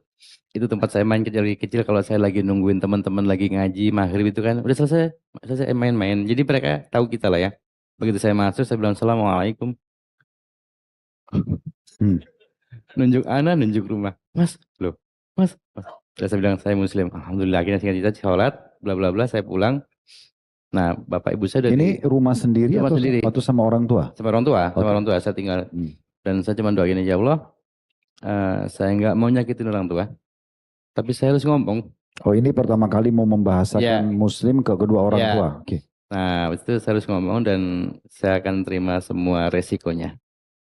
Udah. Ini doa antum kepada Allah. Ya. Saya tidak mau sakitin orang tua dengan menyampaikan ini, tapi saya siap menerima resikonya. Oke, terus? Udah, saya lewat samping lagi. Ternyata orang tua saya udah standby di situ semuanya udah. Karena tahu mungkin antum ke masjid. Walau alam. Antara tahu apa enggak. Tapi waktu itu pagi-pagi udah akhirnya saya nggak banyak ngomong juga. Cuma bilang, Bapak, Ibu, saya Muslim. Udah itu doang. Bapak saya sih reaksinya biasa aja. Oh, nah Ibu ini yang agak. Tapi Bapak antum kenal tadinya Muslim kan? Ya makanya alumni. Kan gitu. Gitu pas saya bilang gitu kan kenapa Bapak saya biasa aja. Secara kan beliau veteran kan. Nah, mungkin responnya biasa aja. Nah yang agak lebih ini Ibu. Nah, tapi Bapak ini dulu Muslim yang kuat dalam agamanya, murtad karena pernikahan atau? Jadi kalau menurut analisa saya pure pernikahan. Nggak mungkin karena hidayah. Karena apa? Begitu pas saya habis syahadat, saya declare bahwa I'm proud I'm Muslim. Saya datang ke tante saya di Jakarta, ada adik bapak yang paling bontot. Itu agak menggelitik telinga. Itu Muslimah? Muslim semuanya. Berarti cuma bapak sendiri yang murtad? Iya. Oke. Dan waktu itu saya ngomong sama tante saya Muslim. Itu langsung takbir semuanya. Alhamdulillah, nggak nyangkut bapaknya, nyangkut anaknya. Lah kan kaget saya kan. Maksudnya apa gitu kan. Dan ada satu quote dari beliau yang buat saya menggelitik, kata tante saya gini. Kamu lain kali, nanti kalau mau ngaji nggak usah kemana-mana. Belajar aja sama bapakmu, orang bapakmu itu juara Kori. Lebih kaget lagi saya. Hah? Juara Kori. Ya itu bapak kamu dulu juara Jadi Kori. bapak antum yang murtad itu dulu juara Kore. Ya, Masya ini Allah. berdasarkan cerita adiknya sendiri. Hmm. Masa? Iya, makanya saya pede ngomong sama bapak itu pede. Kelas kampung atau nasional nih? Nah itu saya nggak tanya. Tapi trofi-trofinya masih ada. Tapi at least kan kalau minimal Kori kan kalau secara profesional musik kan nyanyinya nadanya bener. Berarti masih ada hafalan Qur'annya dong? Harusnya. Berarti bisa disentil dari situ. Nanti saya ada momen akan ambil berdua waktu sama dia. Itu akan saya langsung direct langsung. Coba baca ini Anaba atau apa gitu. Nggak mungkin nggak. Cuman emang gini, Ustaz. Ketika saya berhubungan dengan bapak, itu pasti ibu saya pasti akan protek. Sampai sekarang. Jadi ketika saya lagi telepon gitu di Jakarta, bapak sehat gitu. Nggak lama. Ya ini ibumu. Nggak bisa lah ngomong lama. Karena bagi ibu, bapak ini domba yang ya, udah ditangkap. yang harus ditahan. Ya, Yang jangan harus lepas. dijaga. Ya. Yang harus dijaga. Itu lebih tepatnya gitu. Ya udah dari situ. Nah saya ingat banget. Waktu pas saya. Sebentar sebelum lanjut kita doakan supaya kedua orang tuanya insya Allah masuk Amin ya Rob. Amin. dapat hidayah Amin. ya. Nah balik ke tadi pertanyaan Ustaz tadi. Saya itu ingat banget waktu pas saya habis declare bahwa ibu saya muslim, bapak saya muslim. Pernah waktu itu ibu saya bilang gini, kamu jadi muslim kere kamu. Kere. Ya, kere kamu jadi muslim. Percaya sama ibu. Ya itu jalan harus saya ini kan. Dan waktu itu pas ketika saya memutuskan untuk melepas semua bidang saya, itu pas saya awal nikah ketemu istri kan 2017 saya. Ketemu langsung nikah, maksudnya nggak pakai pacaran juga sama istri alhamdulillah. Terus begitu nikah, alhamdulillah istri saya pakai cadar langsung kan. Udah dari situ saya start dari nol. Saya nggak punya skill apa-apa kecuali main musik kan nggak mungkin saya main musik lagi, ya kan? Karena saya tahu kayak apa segala macam. Kalau bicara detail hukumnya saya bisa jelasin detail di situ tentang haramnya di musik itu. Terus akhirnya biasa punya skill waktu itu saya nyopir, saya online driver online itu udah untuk survive waktu itu di situ. Sambil akhirnya suatu saat dapat rezeki ya sekarang dapat usaha bisnis kecil-kecilan kurang lebih seperti itu. Berarti terbukti ke ibu antum tidak kere kan gitu. Masya Allah. Alhamdulillah. Kira-kira apa ini? Langkah apa yang antum ingin lakukan? Ini kan kedua orang tua masih dalam keadaan non muslim dan antum tahu sendiri kalau Islam itu adalah hidayah. Apa upaya antum nih sebagai anak kepada orang tua? Pernah ada diskusi agama kah misalnya atau? Kalau diskusi agama agak sedikit kurang. Mungkin dalam arti gini, ibu lah terutama ya, masih akan defend kuat. Karena semua yang berbau agama dia pasti akan defense orang tua saya. Dan nggak mungkin saya attack juga kan. Jadi ada momen-momen kayak gini misal pas lagi berdua ya emang saya pertama doa karena saya percaya Allah aja tangkap saya dengan hal yang di luar dari saya Ustaz. Berdoa juga ya Allah apa yang Allah kasih ke saya kasihlah ke orang tua saya. Ya tinggal ya kalau kata istri kita sama-sama ya tinggal seberapa kuat kamu doanya itu aja biar bapak ibu dapat hidayah. Hubungan antara istri antum sama ibu bagaimana? Oh Masya Allah. Dulu pas awal nikah kan saya bisa memahami perasaan ibu saya terpukulnya bahwa saya seorang muslim. Nah waktu pas kami nikah itu emang saya cuma telepon doang sama orang tua terutama bapak saya izin nikah. Padahal silakan maksudnya silakan gini ya udah. Jadi emang gak ada orang tua yang datang semuanya. Jadi saya nikah sama istri juga udah nggak usah rame-rame KUA aja yang penting sah ya udah. Udah singkat cerita setelah menikah kedahuluannya istri saya memutuskan untuk pakai cadar. Nah pas pertama kali singkat cerita nyampe rumah lah saya siap ketemu mertua siap oke siap kita pulang. Ini dari Jakarta ke Malang. Ya, Malang nih. Saya tuh inget banget. Saya tuh dulu tuh kalau perjalanan jauh itu kan pasti banyak istirahatnya. Kan bawa mobil kan. Itu pertama kali aja istri tuh saya naik mobil cuma 7 jam dari Jakarta ke Malang dan nggak berhenti. Mata saya melek terus. Saking paniknya. Bukan karena strong nggak. Ini gimana ya ketemu orang tua ya. Ya udahlah. Bismillah. Ibu pendeta, aktivis gereja. Antum bawa istri yang bercadar, dianggap muslimah yang baik di dalamnya. Jadi ini gimana nih pertemuannya dua wanita ini? Gitu? Jadi ibaratnya tuh gini Ustadz, ibaratnya itu kalau bapak saya seperti biasa aja kan veteran dia kan. Ibu saya tuh ibarat kayak Mike Tyson tuh kayak TKO 2 kali itu loh. Pertama harus terima kenyataan bahwa anaknya ini Muslim. 2 tahun kemudian pulang-pulang buat Ninja Hattori katanya. Dan ini pulang-pulang bawa Ninja Hattori itu kata ibu saya. Dan abis dulu tuh kasihan istri. Sebenarnya istri itu luar biasa.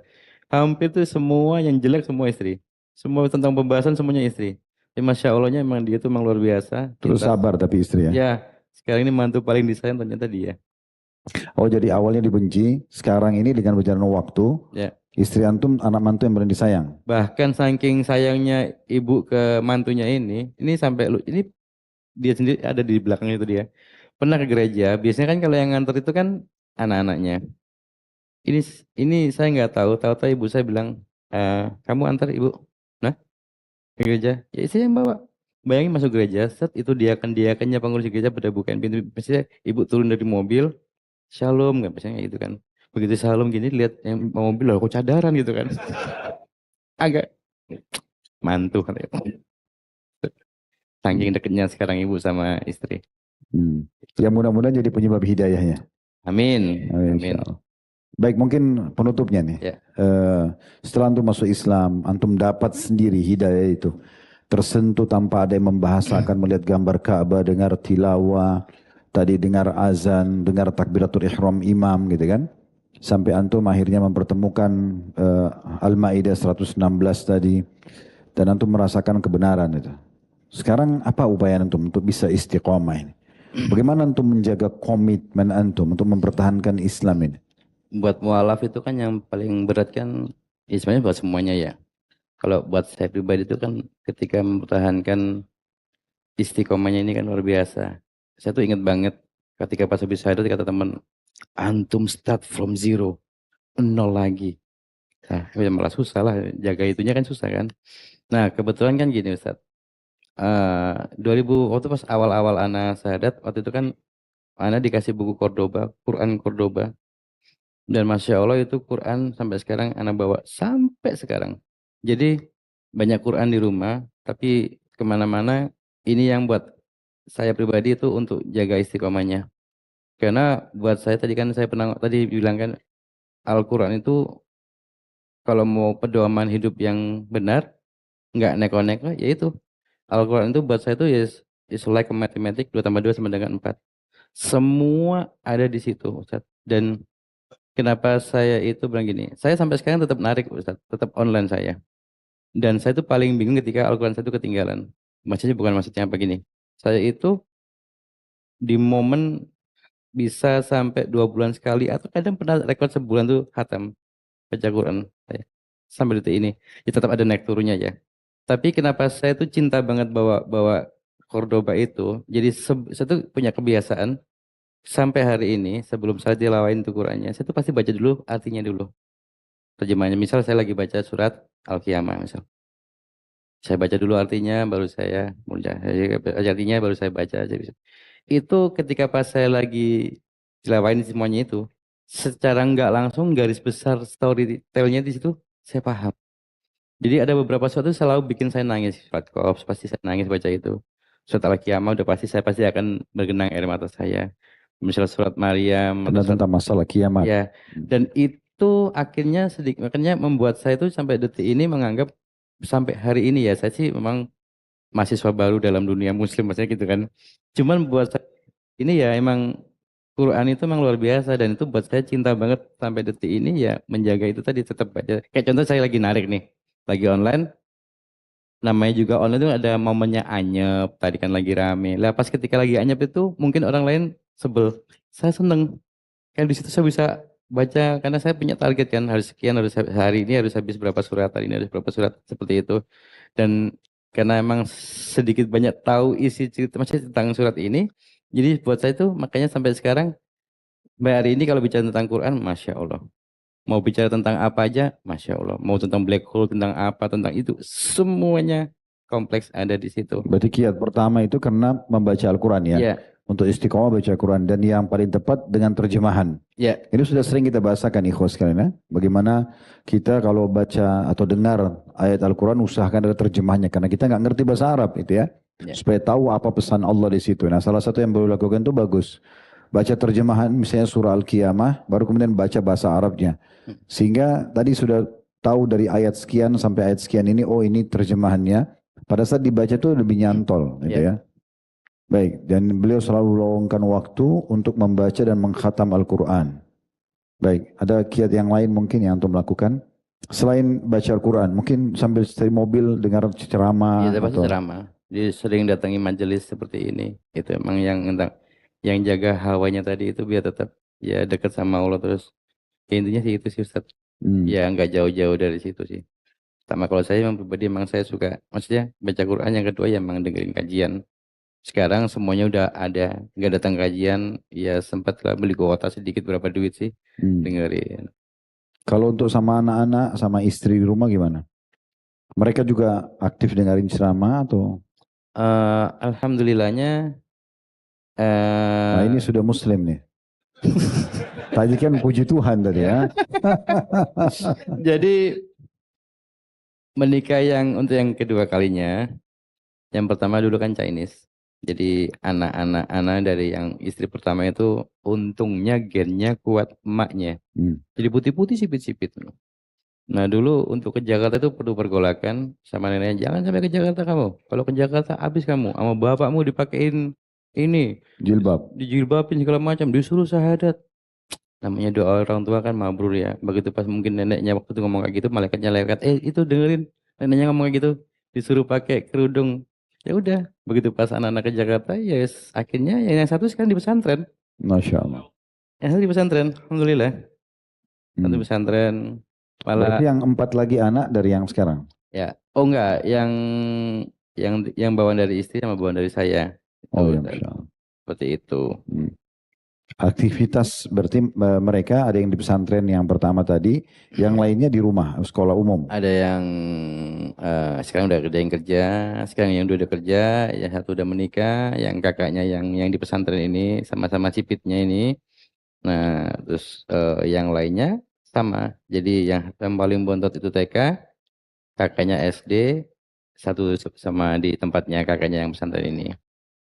Oke, alhamdulillah kita sudah dengarkan begitu panjang lebar ya.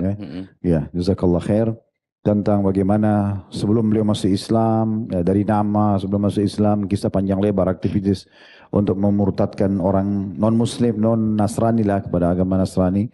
Kalau kita orang Islam mungkin dimurtadkan sampai pakai musik dan segala macam, akhirnya dapat hidayah, sebabnya sudah kita dengar, dan termasuk kiat-kiat untuk istiqomahnya ya. Jadi mudah-mudahan insya Allah Allah buat antum selalu istiqomah. Amin. Sampai wafat di atas Islam dan iman. Amin. Dan Allah juga memudahkan untuk Islam ini tersebar di tangan antum, terutama di kalangan teman-teman yang dulu aktif bersama-sama ya. Amin. Dan kedua orang tua juga, apalagi memang dari keluarga ayah, mungkin cuma ayah saja. Dan ibu pun tadi ya, nenek orang tua beliau juga Muslim. Ya. Sehingga masih banyak celah yang bisa kita gunakan untuk mengajak mereka masuk Islam insyaAllah. Sekali lagi jazakumullah khairan, dan kita ambil pelajaran tentunya teman-teman sekalian. Kalau kita bisa simpulkan, maka sering ya dalami agama Islam ini sebanyak mungkin. Kemudian mulailah membentuk semampu kita bagaimana kita marketingkan agama Islam ya kan, dengan cara yang sangat mudah saja, dan di lingkungan sekitar kita saja. Orang-orang yang sebaya dengan kita saja kita mulai untuk menawarkan Islam sama mereka. Tugas kita tadi saya bilang, kalau marketing cuma menawarkan, kita tidak perlu untuk menjual produknya. Karena la ikraha fiddin, tidak ada paksaan dalam agama Islam. Kita cuma sampaikan, orang terima alhamdulillah, tidak terima gak ada masalah. Tapi umumnya kalau kita, itu tergantung kadar keikhlasan. Kalau kita ikhlas dalam menyampaikan, maka insya Allah mudah-mudahan itu akan bisa menjadi penyebab hidayah orang lain. Baik begitu teman-teman sekalian, semoga apa yang kita bahas hari ini bermanfaat buat kita semua. Dan Allah ikhlaskan niat, dan selalu kita berdoa agar seluruh amal soleh kita diterima oleh Allah Subhanahu Wa Taala, seluruh dosa kita dimaafkan, dan Allah selalu buat kita istiqamah, dipanjangkan umurkan di atas kesempurnaan iman dan ilmu, juga amal soleh dan taubat dari dosa-dosa. Dan semoga juga Allah selalu jaga agama kita ini di negeri tercinta ini. Juga Allah jaga kemerdekaan, persatuan dan kesatuan kita, dan Allah berikan hidayah para pemimpin menjalankan tugas dan amanah dengan baik, sehingga betul-betul negara kita terjaga ya, keamanannya, ketentramannya, dan umat Islam selalu menjadi pemimpin yang memang bisa menyebarkan agama Islam dengan baik, kedamaian dan juga kebenaran agama Allah Subhanahu wa taala, dan kita tutup dengan doa kepada Allah Subhanahu wa taala semoga saudara-saudara kita di Palestina diberikan kemerdekaan oleh Allah Subhanahu wa taala dan juga sebagaimana diberikan kepada kita, dan Allah berikan juga kemenangan dari musuh-musuh mereka, serta Allah berikan balasan yang tepat kepada musuh-musuh yang memang sudah membabi buta dan membantai mereka, dan semoga Allah satukan kita semua di surga Firdausnya tanpa hisab, mana disatukan dalam majlis ilmu yang mulia ini. Kalau benar pasti dari Allah, ambil dan amalkan. Kalau ada salah, maka mohon dimaafkan saya dengan beliau, Pak Dhani. Apa yang kami bahasakan tadi adalah kami manusia biasa, coba bertanya, coba diskusi. Maka itu dari kesalahan kami, tolong dimaafkan. Subhanakallahumma bihamdika, asyhadu an la ilaha illa anta astaghfiruka wa atubu ilaik. Wassalamualaikum warahmatullahi wabarakatuh. Waalaikumsalam warahmatullahi wabarakatuh.